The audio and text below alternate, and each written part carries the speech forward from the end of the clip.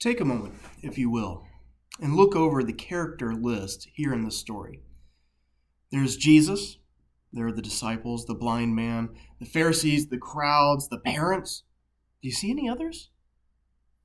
There's one other character that I see lurking in the shadows, driving the story along. It's fear. Fear is a terribly powerful emotion. Fear spreads in our minds like a disease. The root of anxiety and depression is often noted as a fear or a dread of the future. Fear has the power to shape our thinking to become the lens through which we see the entire world around us. For a moment, think of all the phobias in your life. Think of all the phobias that are out there causing and driving suffering here in our world. There's homophobia and xenophobia, autophobia, the fear of being alone, which I think everybody's feeling these days. My personal trigger, arachnophobia, fear of spiders. Fear settles into our minds. It shrinks our world. Fear has kept this blind man in this story on the margins of his society for years. His life has been diminished. Fear has defined him in the eyes of all of his neighbors. Fear has defined the lives of the parents as well. Fear lies just between the lines of every single interaction in the entire story, this whole chapter in John's Gospel, dedicated to fear. The news feed today will not ever allow us to forget fear in our world these days. Talking with a fellow leader of the church this week, I was reminded of Maslow's hierarchy of needs. And this leader, she named how these days the majority of people are focused almost entirely on the bottom 2 or 3 of the hierarchy of needs. The physiological needs, our safety, love and belonging needs.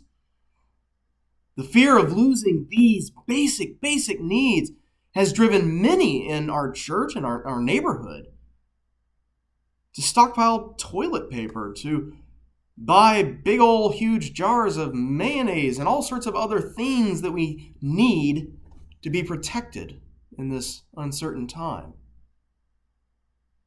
Almost everyone in our town is struggling somewhere in this set of 3 needs. Self-preservation has become a strong emotion in response to the fear, and the story this morning is not very different when we really clear all the details away.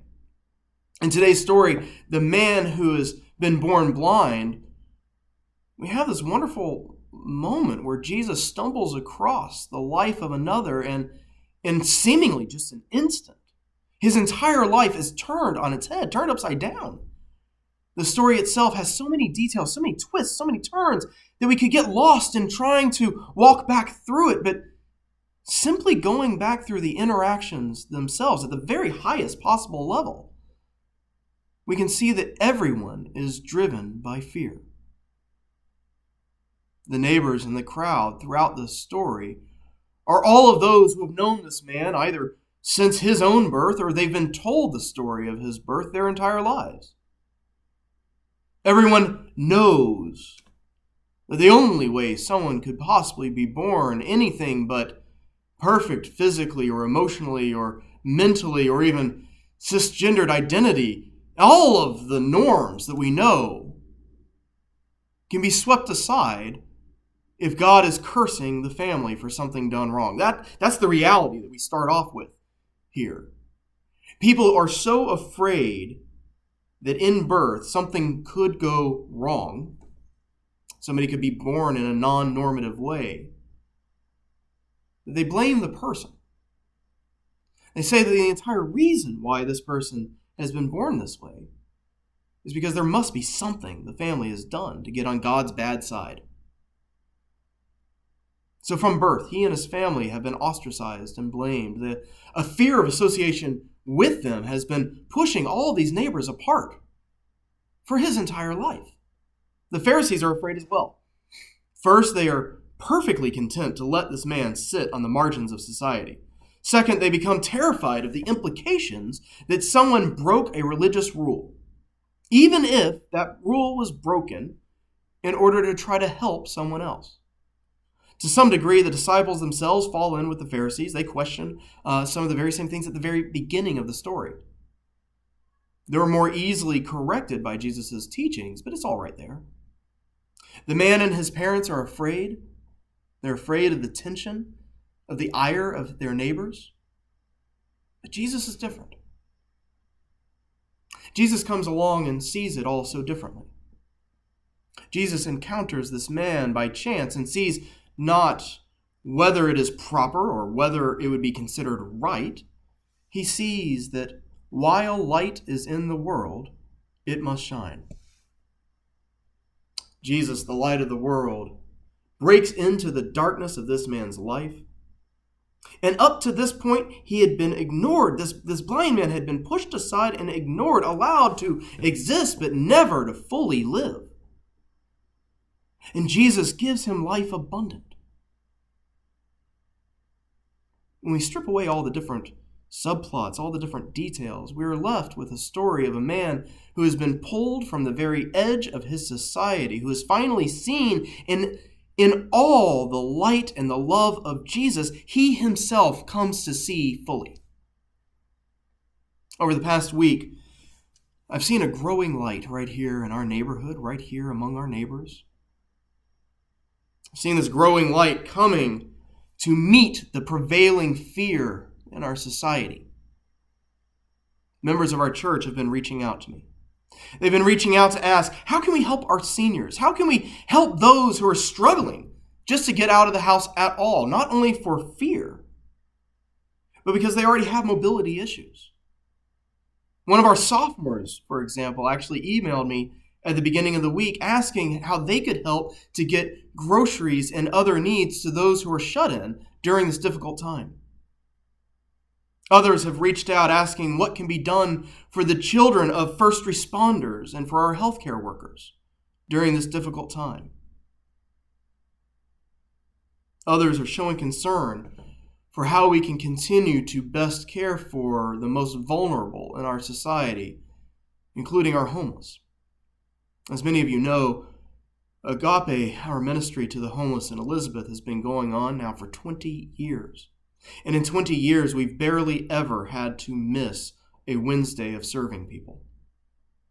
What we started to do at first was to pull back and actually give prepared meals to people. But as the crisis has continued, out of a sense of a desire to prevent, through social distancing, the potential for us to spread to this vulnerable population, we've even stopped doing that and have been confined to being able to give them cards so that they can feed themselves. We will continue to monitor this. We will continue to find out ways to best serve them. But what brings me so much joy is to watch members of our church and local community asking, what can we do in this time, not to take care of ourselves, but to care for others, to rise above. We are all in this together.